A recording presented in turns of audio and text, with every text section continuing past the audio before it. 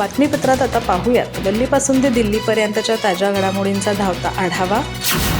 राज्य निवडणूक आयोगाचा निवडणूक लांबणीवर टाकण्याचा निर्णय अतिशय चुकीचा असल्याचा संताप मुख्यमंत्री देवेंद्र फडणवीस यांनी सोमवारी सकाळी पत्रकारांशी बोलताना व्यक्त केला। निवडणूक आयोगाने कायद्याचा चुकीचा अर्थ लावला। आयोग कोणता कायदा काढतंय किंवा तो कुणाचा सल्ला घेत आहे याची मला कल्पना नाही, पण एखादा व्यक्ती कोर्टात गेला म्हणून निवडणूकच पुढे ढकलायची हे अतिशय चुकीचं आहे असं ते म्हणालेत। दरम्यान मुख्यमंत्र्यांनी आज एकनाथ शिंदे यांची भेट टाळली, तसंच शिंदे गटाचे आमदार शहाजी बापू पाटील यांच्यावर झालेल्या छापेमारीवरही भाष्य केलं। मुख्यमंत्री देवेंद्र फडणवीस स्थानिक स्वराज्य संस्थांच्या निवडणुकीच्या निमित्ताने आज छत्रपती संभाजीनगरच्या दौऱ्यावर आहेत। त्यांनी प्रचार सभेला जाण्यापूर्वी पत्रकारांशी संवाद साधला। त्यात त्यांनी निवडणुका लांबणीवर टाकण्याच्या निर्णयावरून निवडणूक आयोगावर निशाणा साधला। ते म्हणाले, माझ्या मते निवडणूक आयोगाने कायद्याचा चुकीचा अर्थ लावलाय। या निवडणुका रद्द करणं हे अत्यंत चुकीचं आहे। अशा पद्धतीनं तर प्रत्येक वेळी कुणीही कोर्टात जाईल आणि मग निवडणुका पोस्टपोन्ड होतील। असंच आजवर कधीच झालं नाही। फडणवीस म्हणाले, निवडणूक आयोग कुठला कायदा काढते किंवा आयोग कुणाचा सल्ला घेत आहे याची मला कल्पना नाही, पण मी जो कायदा पाहिला, जेवढा माझा अभ्यास आहे, मी अनेक वकिलांशीही बोललो, या सर्वांचं मत आहे की अशा पद्धतीने या निवडणुका एखाद्या व्यक्ती कोर्टात गेला म्हणून पुढे ढकलता येत नाहीत। हे अतिशय चुकीचं आहे, पण निवडणूक आयोग स्वायत्त आहे, त्यांना निवडणूक घेण्याचा अधिकार आहे। पण माझं मत आहे की निवडणूक आयोगाने निवडणुका लांबणीवर टाकलेला निर्णय अतिशय चुकीचा आहे। प्रामाणिकपणे निवडणूक लढवणाऱ्या उमेदवारांवर झालेला हा अन्याय आहे। उद्या निवडणूक आहे आणि आज तुम्ही ती लांबणीवर टाकता, यामुळे त्यांचे श्रम आणि मेहनत वाया गेली। आता 15-20 दिवस त्यांनी पुन्हा प्रचार करायचा। सरकार या प्रकरणी निवडणूक आयोगापुढे सादरीकरण करून हा निर्णय चुकीचा आहे हे सांगेन असं ते म्हणाले। भाजपच्या भंडाऱ्यातील एका महिला उमेदवारानं संपूर्ण महाराष्ट्राचं आराध्य दैवत असणाऱ्या छत्रपती शिवाजी महाराजांच्या डोक्यावर भाजपची टोपी आणि गळ्यात कमळाचा गमछा टाकल्याचा संतापजनक प्रकार केलाय। या संबंधीचा एक व्हिडिओ सोशल मीडियावर चांगलाच व्हायरल झालाय। शिवसेना उद्धव बाळासाहेब ठाकरे पक्षाच्या उपनेत्या सुषमा अंधारे यांनी या प्रकरणी भाजपवर शरसंधान साधलाय। छत्रपती शिवाजी महाराज हे आमच्याच पक्षात आहेत हे दाखवण्याचा हा भाजप उमेदवाराचा केविलवाणा प्रकार आहे असं त्या म्हणाल्यात। छत्रपती शिवाजी महाराज हे नाव महाराष्ट्रासाठी नेहमीच जिव्हाळ्याचं राहिलंय। हे नाव राजकारणात आवर्जून घेतलं जातं, पण भंडाऱ्यातील भाजपच्या एका महिला उमेदवारानं चक्क छत्रपती शिवाजी महाराजांच्या पुतळ्याला भाजपची टोपी आणि कमळाचा गमछा घातल्यामुळं एकच खळबळ माजली आहे। सोशल मीडियात या प्रकरणी तीव्र संताप व्यक्त केला जातोय। शिवसेना ठाकरे गटाच्या उपनेत्या सुषमा अंधारे यांनी या प्रकरणी तीव्र संताप व्यक्त केलाय। छत्रपती शिवाजी महाराज हे आमच्याच पक्षात आहेत हे सांगण्याचा बालिश प्रयत्न करत भाजप महिला पदाधिकाऱ्यांकडून हुल्लडबाजी झाली। भंडारा शहरातील प्रभाग 2 मधील भाजपा उमेदवारांनी छत्रपती शिवाजी महाराज यांच्या गळ्यात पक्षाचा गमछा आणि डोक्यावर टोपी घातली। ही कृती निषेध आणि संतापाच्या पलीकडील आहे असं सुषमा अंधारे या प्रकरणी आपला संताप व्यक्त करताना म्हणाल्या। शिवसेना उद्धव बाळासाहेब ठाकरे पक्षाची मुलूख मैदानी तोफ म्हणून ओळखले जाणारे संजय राऊत आजारपणानंतर आज पुन्हा पत्रकारांना सामोरे गेले। त्यात त्यांनी भाजपसह शिंदे गटावर सडकून टीका करत केंद्रीय गृहमंत्री अमित शहाच एके दिवशी शिंदे गटाचा कोथळा बाहेर काढतील असा दावा केला। यावेळी त्यांनी आपल्या प्रकृतीवरही भाष्य केलं, माझी तब्येत सुधारत आहे, उपचार कठोर असतात, आजारापेक्षा उपचार भयंकर असतात असं ते म्हणाले। संजय राऊत आजारपणामुळे गत काही दिवसांपासून सार्वजनिक जीवनापासून दूर होते। बऱ्याच दिवसांच्या कालखंडानंतर आज सकाळी त्यांनी पत्रकारांशी संवाद साधला। त्यात त्यांनी सत्ताधारी महायुतीवर चौफेर हल्ला चढवला। मी एकनाथ शिंदेंची शिवसेना असं म्हणण्यास तयार नाही। एक दिवस अमित शहाच शिंदे सेनेचा कोथळा बाहेर काढतील हे लिहून घ्या। त्यांनी आमचा कोथळा काढण्याचा प्रयत्न केला, पण आम्ही बाहेर पडलो। पण त्यांच्या स्वभावानुसार, कार्यपद्धतीनुसार शिंदे सेनेचा कोथळा हा दिल्लीतूनच काढला जाईल। शिंदेंचे 35 आमदार फुटतील। ज्या पद्धतीनं त्यांनी शिवसेनेसोबत केलं, अगदी त्याच पद्धतीनं शिंदेंचे आमदार फोडण्याचं काम व्यवस्थितपणे सुरू आहे। रवींद्र चव्हाण हे भाजपचे प्रदेशाध्यक्ष आहेत, त्यांची नेमणूक त्यासाठीच करण्यात आली आहे। आपण हे राजकारण समजून घेतलं पाहिजे। त्यांना वाटत असेल की दिल्लीचे 2 नेते आमच्या पाठीशी आहेत, पण ते कुणाचेही नाहीत, ते कुणाच्याही पाठीशी नाहीत। त्यांनी हिंदू हृदय सम्राट बाळासाहेब ठाकरे यांच्या शिवसेनेच्या पाठीत खंजीर खुपसताना मागं पुढं पाहिलं नाही। मग हे शिंदे कोण? शिंदे तर त्यांनीच पाळलेले आहेत। शिंदे यांचा पक्ष आधीच फुटलाय। हा अमित शहा यांनी निर्माण केलेला गट आहे. हा अमित शहांचा पक्ष आहे, शिंदेंचा पक्ष नाही. यांनी कधी शिवसेनेसाठी खस्ता खाल्ल्यात, हे कधी शिवसेनेसाठी तुरुंगात गेले, कधी आंदोलनं केली, अशा विविध प्रश्नांची सरबत्ती राऊत यांनी या प्रकरणी केली. राज्यातील पायाभूत सुविधांच्या विकासाला गती देण्यासाठी सरकार सातत्यानं विविध रस्ते प्रकल्प राबवत आहे. त्यातच चंदगड तालुक्यातील शक्तीपीठ महामार्ग हा प्रकल्प सध्या वादाच्या केंद्रस्थानी आहे.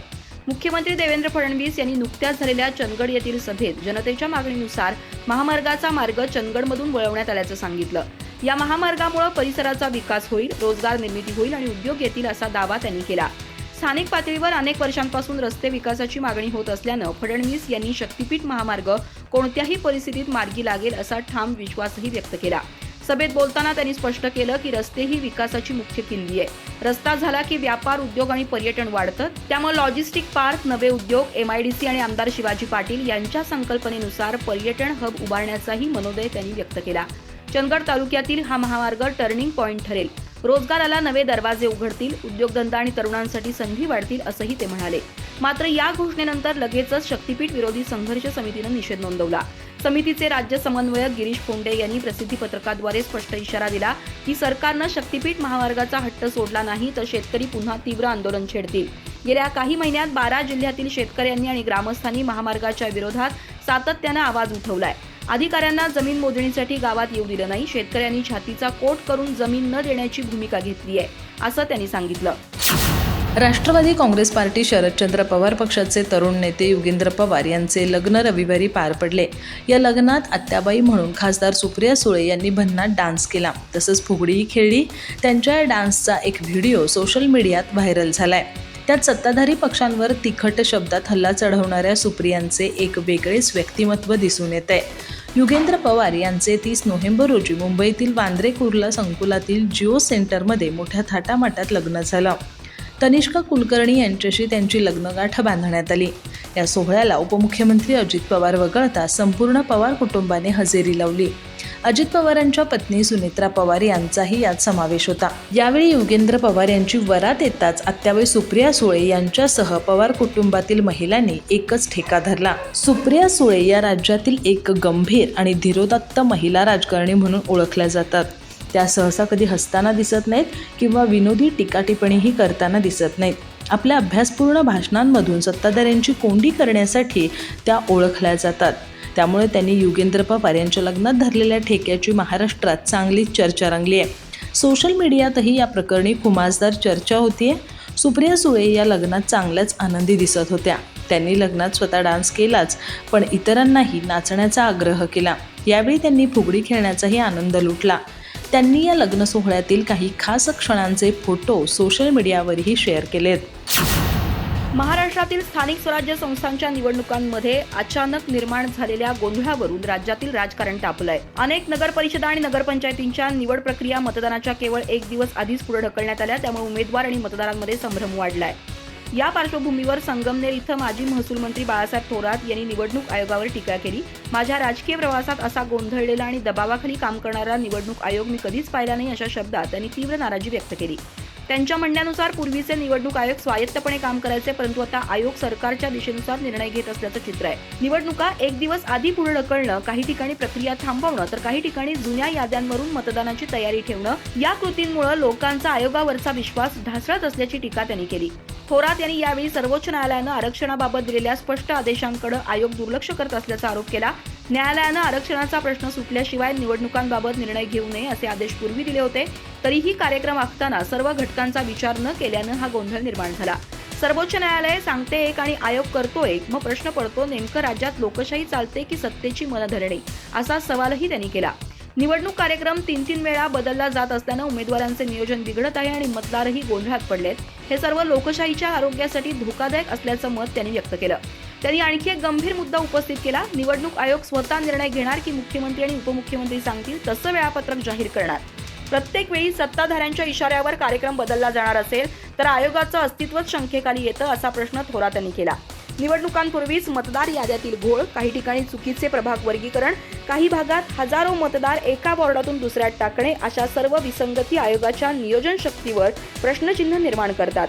लोकशाहीतील सर्वात महत्त्वाची प्रक्रिया म्हणजे मतदान आणि त्यातच गैरव्यवहार दिसला तर भविष्यात जनतेचा लोकशाहीवरचा विश्वास डळमळीत होऊ शकतो असंही त्यांनी सांगितलं. सांगोल्याचे माजी आमदार शहाजीबापू पाटील यांच्या कार्यालयावर एलसीबीने केलेली छापेमारी गंभीरपणे घेण्याचा विषय नाही असं उपमुख्यमंत्री एकनाथ शिंदे यांनी सोमवारी पत्रकारांशी बोलताना स्पष्ट केलं. यावेळी त्यांनी एकाच हॉटेलमध्ये थांबूनही मुख्यमंत्र्यांची भेट झाली नसल्याच्या प्रश्नाला उत्तर दिलं. तसंच मुख्यमंत्र्यांसोबत आपले कोणतेही मतभेद नसल्याचंही निक्षून सांगितलं.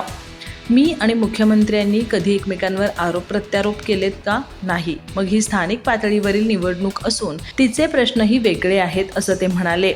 सत्ताधारी शिवसेनेचे सर्वेसर्वा एकनाथ शिंदे आज छत्रपती संभाजीनगरच्या दौऱ्यावर आहेत. मुख्यमंत्री देवेंद्र फडणवीसही आज जिल्ह्यात आहेत. हे दोन्ही नेते शहरातील एका हॉटेलमध्ये मुक्कामाला थांबले होते, पण त्यांनी एकमेकांची भेट घेतली नाही. त्यामुळे या दोन्ही नेत्यात असणारे कथित मतभेद टोकाला भिडल्याची चर्चा माध्यमांमध्ये सुरू झाली होती. पण सकाळी फडणवीस आणि त्यानंतर काही वेळातच एकनाथ शिंदे यांनी आपल्यात कोणतेही मतभेद नसल्याचं स्पष्ट केलं. तसंच व्यस्त वेळापत्रकामुळे एकमेकांची भेट झाली नसल्याचंही त्यांनी जोर देऊन सांगितलं. एकनाथ शिंदे या घटनाक्रमावर भाष्य करताना म्हणाले, मी अगोदर आलो होतो, मुख्यमंत्री नंतर आले. आम्हा दोघांच्याही पैठणमध्ये सभा आहेत. आमची नेहमीच फोनवर चर्चा होते, ती रोजच होत असते. त्यामुळे त्यांच्याशी मतभेद असण्याचा प्रश्नच नाही. मी आणि मुख्यमंत्र्यांनी कधी एकमेकांवर आरोप प्रत्यारोप केलेत का? नाही. ही स्थानिक पातळीवरील निवडणूक आहे, त्यामुळे स्थानिक प्रश्न वेगळे असतात. ही कार्यकर्त्यांची निवडणूक आहे. आमचा प्रचार विकासावर आधारित आहे असं ते म्हणाले. स्थानिक स्वराज्य संस्थांच्या निवडणुकीचा प्रचार आता अंतिम टप्प्यात आलाय. शेवटच्या दिवशी सर्वच पक्षांनी शक्ती पणाला लावली आहे. अशात पुणे जिल्ह्यातील राजगुरुनगर इथं उपमुख्यमंत्री अजित पवार यांनी घेतलेली सभा विशेष चर्चेत आली. सभेच्या सुरुवातीला एका कार्यकर्त्यानं अजित पवार यांच्या नावासोबत राज्याचे मुख्यमंत्री असा उल्लेख करतात क्षणभर हशानं वातावरण गजबजलं. यावर तत्काळ प्रतिक्रिया देत अजित पवार म्हणाले, मला उपमुख्यमंत्री म्हणा, मुख्यमंत्री नाही असा विनोदी इशारा त्यांनी केला आणि सभेच्या सुरुवातीलाच रंगत आली. मात्र या हलक्या फुलक्या प्रसंगानंतर त्यांनी भाषणाचा रोख बदलत विकासाच्या मुद्द्यांवर जोरदार शब्दात भाष्य केलं. अजित पवार म्हणाले की राज्यात विकास कामांबाबत त्यांची पकड आणि वेग कायम राहिलाय. मी कामाचा माणूस आहे, कुणाकडून चिरमिरी मागून किंवा पैशाच्या जोरावर कामं घेतलेली नाहीत. 70,000 कोटींचा भ्रष्टाचार केला असं काही म्हणतात, पण 1 रुपयाचा देखील मी अपहार केला नाही. उलट प्रशासन मला टरकून राहतं असं सांगत त्यांनी विरोधकांवर अप्रत्यक्ष पलटवार केला. लोकांना जाती पलीकडे जाऊन विचार करण्याचं आवाहन करत त्यांनी हुतात्मा राजगुरूंच्या बलिदानाची आठवण करून दिली. असा इतिहास विसरून चालणार नाही. त्या विचारांच्या तेजानंच आपण पुढे जायचंय असंही त्यांनी स्पष्ट केलं. सभेत अजित पवार यांनी पुणे जिल्ह्याच्या विकासाचे आराखडेही लोकांसमोर मांडले. तुम्ही आम्हाला साथ दिली तर तुमच्या इथले प्रश्न मी हिवाळी अधिवेशनात प्राधान्यानं सोडवेन असा विश्वासही त्यांनी व्यक्त केला. मात्र आचारसंहिता लागू असल्यानं निधी आणि विकास योजनेविषयी उघडपणे बोलता येत नसल्याचा त्यांनी उल्लेख केला. आचारसंहितेमुळे मी फार काही बोलू शकत नाही, पण तुमचं ऐकेन आणि तुमच्या न्याय मागण्यांसाठी मी स्वतः प्रयत्न करेन. माझं ऐकाल तर मी तुमचंही ऐकेन असं म्हणत त्यांनी उपस्थित नागरिकांना स्पष्ट संदेश दिला. अधिक माहिती आणि ताज्या घडामोडींसाठी आजच आमचे चॅनल सबस्क्राईब करा.